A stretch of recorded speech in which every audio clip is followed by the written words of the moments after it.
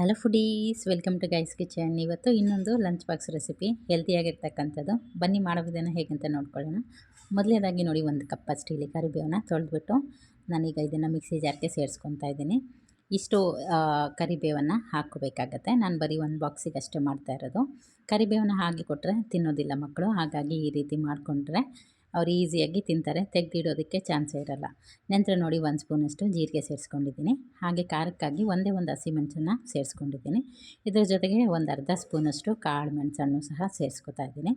ನೋಡಿ, ಇಷ್ಟನ್ನು ಈಗ ನಾವು ತರಿಯಾಗಿ ರುಬ್ಕೊಂಬರ್ಬೇಕಾಗತ್ತೆ. ಹಾಗೆ ಚಾನಲ್ ಯಾರೆಲ್ಲ ಮೊದಲೇ ಸರಿ ನೋಡ್ತಾ ಇದ್ದೀರಾ, ಚಾನಲ್ ಸಬ್ಸ್ಕ್ರೈಬ್ ಮಾಡ್ಕೊಂಡು ನೋಡಿ. ರೆಸಿಪಿ ಇಷ್ಟ ಆಯ್ತಂದರೆ ಒಂದು ಲೈಕ್ ಮಾಡೋದು ಮರಿಬೇಡಿ. ನೋಡಿ, ಈ ರೀತಿ ರುಬ್ಕೊಂಡ್ರೆ ಸಾಕಾಗುತ್ತೆ. ನೋಡಿ, ಈ ರೀತಿ ಮಾಡ್ಕೊಂಡಾಗ ಕರಿಬೇವನ್ನ ತೆಗೆದಿಡೋದಕ್ಕೆ ಚಾನ್ಸೇ ಇಲ್ಲ.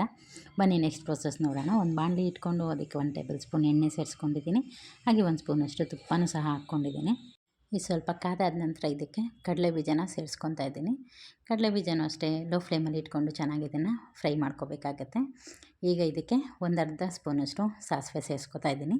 ಹಾಗೆ 1 ಸ್ಪೂನು ಕಡಲೆಬೇಳೆ ಸೇರಿಸ್ಕೊಂಡಿದ್ದೀನಿ. 1/4 ಸ್ಪೂನಷ್ಟು ಜೀರಿಗೆ, 1 ಸ್ಪೂನಷ್ಟು ಉದ್ದಿನಬೇಳೆ ಇಷ್ಟನ್ನು ಸೇರಿಸ್ಕೊಂಡಿದ್ದೀನಿ. ಹಾಗೆ ಒಂದು 10 ಗೋಡಂಬಿನ ಸಣ್ಣದಾಗಿ ಹೆಚ್ಚಿಟ್ಕೊಂಡಿದ್ದೆ, ಅದನ್ನು ಸಹ ಇದಕ್ಕೆ ಸೇರಿಸ್ಕೊಂಡ್ಬಿಟ್ಟು ಈ ಕಾಳುಗಳನ್ನೆಲ್ಲ ಹದವಾಗಿ ಫ್ರೈ ಮಾಡ್ಕೋಬೇಕಾಗತ್ತೆ. ಆದಷ್ಟು ಮೀಡಿಯಮ್ ಟು ಲೋ ಫ್ಲೇಮ್ ಇಟ್ಕೊಳ್ಳಿ, ಕಾಳು ಹದವಾಗಿ ಚೆನ್ನಾಗಿ ಬೇಯುತ್ತೆ. ಇಷ್ಟೆಲ್ಲ ಕರಿಬೇವು ಹಾಕಿದ್ದಾರೆ, ತಿನ್ನೋದಕ್ಕೆ ಹೇಗೆ ಅನಿಸುತ್ತೆ ಏನೋ, ಅದರದ್ದೇ ಫ್ಲೇವರ್ ಬರುತ್ತಾ ಅಥವಾ ಕರಿಬೇವಿನ ಘಾಟಿಗೆ ತಿನ್ನೋಕ್ಕಾಗುತ್ತಾ ಇಲ್ವಾ ಅಂತ ಎಲ್ಲ ತಿಳ್ಕೊಬೇಡಿ. ತುಂಬ ರುಚಿಯಾಗುತ್ತೆ. ಒಮ್ಮೆ ಟ್ರೈ ಮಾಡಿ ನೋಡಿ, ತುಂಬ ಇಷ್ಟಪಟ್ಟು ತಿಂತಾರೆ ಮನೆಯಲ್ಲಿ. ಹೆಲ್ದಿ ರೆಸಿಪಿನೂ ಹೌದು, ಟೇಸ್ಟಿಯಾಗೂ ಸಹ ಇದೆ. ಇನ್ನೇನು ಬೇಕು ಅಲ್ವಾ. ನೋಡಿ, ಈಗ ಕಾಳುಗಳೆಲ್ಲ ನೀಟಾಗಿ ಫ್ರೈ ಆಗಿದೆ. ಗೋಡಂಬಿನೂ ನೋಡಿ ಹೊಂಬಣ್ಣ ಬರ್ತಾಯಿದೆ.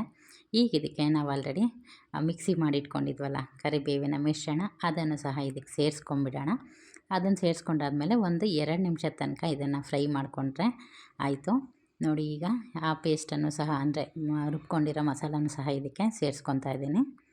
ಲಂಚ್ ಬಾಕ್ಸಿಗೆ ಬೆಸ್ಟ್ ರೆಸಿಪಿ ಅನ್ಬೋದು, ಅಷ್ಟು ಚೆನ್ನಾಗಾಗತ್ತೆ. ಕಲರ್ಫುಲ್ಲಾಗೂ ಇರುತ್ತೆ. ಇದರಲ್ಲಿ ನಾವು ಪೆಪ್ಪರು ಹಾಗೆ ಜೀರಿಗೆ, ಸಾಕಷ್ಟು ಕರಿಬೇವನ್ನು ಸಹ ಹಾಕ್ಕೊಂಡಿದ್ದೀವಿ. ತುಂಬ ಹೆಲ್ದಿ ಕೂಡ ಹೌದು. ಈ ಸೀಸನಲ್ಲಿ ಬರ್ತಕ್ಕಂಥ ಕೆಮ್ಮು ನೆಗಡಿನೂ ಸಹ ದೂರ ಇಡೋದಕ್ಕೆ ಕೆಲಸ ಮಾಡುತ್ತಂತ ಹೇಳ್ಬೋದು. ಹಾಗೆ ತುಂಬ ಕ್ವಿಕ್ಕಾಗೂ ಸಹ ಮಾಡ್ಕೊಬೋದು. ಈಗ ನೋಡಿ, ನಾವು ಹಾಕ್ಕೊಂಡಿದ್ದೀವಲ್ಲ ಮಸಾಲೆ ಎಲ್ಲ, 1-2 ನಿಮಿಷ ಇದನ್ನು ಎಣ್ಣೆಯಲ್ಲಿ ಬಾಡಿಸ್ಕೊಂಡ್ರೆ ಆಯಿತು. ಹಾಗೆ ಇಲ್ಲಿವರೆಗೂ ಇದಕ್ಕೆ ಉಪ್ಪನ್ನು ನಾವು ಸೇರಿಸ್ಕೊಂಡಿಲ್ಲ.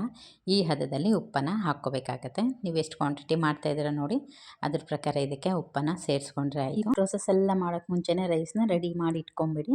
ಬೇಗನೆ ಇದೂ ರೆಸಿಪಿನೂ ರೆಡಿ ಆಗೋಗುತ್ತೆ. ಬರೀ 10 ನಿಮಿಷದಲ್ಲಿ ಲಂಚ್ ಬಾಕ್ಸ್ನ ರೆಡಿ ಮಾಡ್ಕೊಬೋದು. ಮಕ್ಳಿಗೂ ಹೊಸ ರೆಸಿಪಿ ತಿನ್ನಿಸ್ದಂಗೂ ಇರುತ್ತೆ, ನಿಮಗೂ ಕೆಲಸ ಕಮ್ಮಿ ಇರುತ್ತೆ. ರೆಸಿಪಿ ಇಷ್ಟ ಆಯ್ತು ಅಂದರೆ ಒಂದು ಲೈಕ್ ಮಾಡಿ. ಹಾಗೆ ನಿಮ್ಮ ಫ್ರೆಂಡ್ಸ್ ಮತ್ತು ಫ್ಯಾಮಿಲಿ ಸರ್ಕಲಲ್ಲೂ ಸಹ ಶೇರ್ ಮಾಡಿ ಅಂತ ಹೇಳ್ತೀನಿ. ನೋಡಿ, ಗೊಜ್ಜು ರೆಡಿ ಆಯಿತು. ಈಗ ರೈಸನ್ನು ಸಹ ಸೇರಿಸ್ಬಿಟ್ಟು ನೀಟಾಗಿ ಮಿಕ್ಸ್ ಮಾಡಿಕೊಂಡ್ರೆ ಸೂಪರ್ ಟೇಸ್ಟಿಯಾಗಿರ್ತಕ್ಕಂಥ ಕರಿಬೇವು ರೈಸು ಲಂಚ್ ಬಾಕ್ಸ್ ಸೀರೀಸಲ್ಲಿ ಒಂದು ಇನ್ಕ್ಲೂಡ್ ಮಾಡ್ಕೊಳ್ಳಿ. ಈ ರೆಸಿಪಿ ಹೇಗಾಗಿತ್ತು ಅಂತ ಕಮೆಂಟಲ್ಲಿ ತಿಳಿಸಿ. Thank you.